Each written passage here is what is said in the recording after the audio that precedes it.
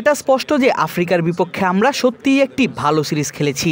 শুধু আমরা কিভাবে খেলেছি তা নয়, বরং আমরা কিভাবে আমাদের কাজগুলো সম্পন্ন করেছি সেটাও গুরুত্বপূর্ণ এবং আমরা সেই সিরিজের ফলাফল নিয়ে সত্যিই সন্তুষ্ট।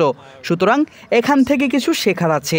এটি এখন আমাদের পরবর্তী মাসে কি করতে হবে তা বোঝার একটি নির্দেশনা দিবে। আমরা চট্টগ্রামে থাকব, সেখানে মূল ফোকাস হবে দক্ষতা উন্নয়নের উপর, অর্থাৎ ক্রিকেটাররা তাদের অবস্থা বিশ্লেষণ করবে এবং কিভাবে আমরা এটিকে আরও এগিয়ে নিয়ে যাব সেটা নিয়ে কাজ করবে। Generally we have seen that the HP squad almost like 22-23 members, but now 28, almost 30 members. Can you tell us the reason? আমি নির্বাচকদের সাথে কথা বলতেও ভালোবাসি। আমাদের 28 জন খেলোয়াড় আছে, যা ঠিক আছে। অবশ্যই এটি পরিচালনা করার জন্য একটি বড় সংখ্যা, কিন্তু আমাদের কাছে এই ক্রিকেটাররাই আছে। তাই আমরা শুধু এদের নিয়েই কাজ করব এবং নিশ্চিত করব যে আমরা এই খেলোয়াড়দের তাদের বর্তমান অবস্থান থেকে আরও উন্নতির দিকে নিয়ে যাচ্ছি।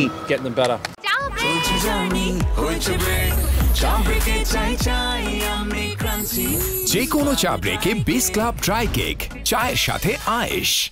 Last time in 2023 you have worked with Bangladesh HP and you provided us so many talents like Tanjid Tamim, Tanjim Sakib and Nahid Rana also.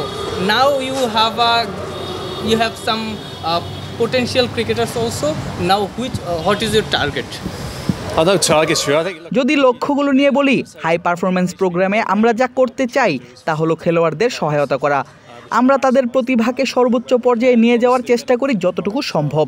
অবশ্যই তারা এখনও সম্পূর্ণ প্রস্তুত নয়, তাই আমাদের জন্য মূল বিষয় হলো নিশ্চিত করা যে এই প্রোগ্রাম যেন খেলোয়াড়দের চ্যালেঞ্জ দেয়, তাদের কমফোর্ট জোন থেকে বের করে আনে, তাদের চরিত্র গঠন করে এবং শুধু খেলোয়াড় হিসেবে নয় তাদের ব্যক্তিত্বও উন্নত করে, যাতে তারা আমাদের কাছ থেকে যখন বাইরে পা রাখবে তখন তারা খেলায় প্রভাব ফেলতে পারে এবং দীর্ঘ সময় ধরে টিকে থাকতে পারে।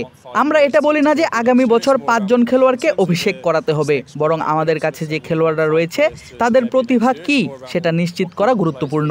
আমরা ফিল সিমন্স এবং আমাদের উপরের কোচদের সাথে যোগাযোগ রাখি যে আমরা কি দেখছি।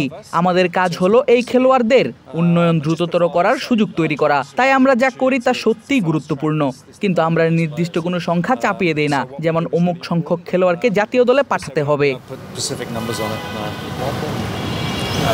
Chittagong and Rajshahi has a better wicket than Mirpur. So, do you think that the camp would be a greater opportunity for the players to gain some experience?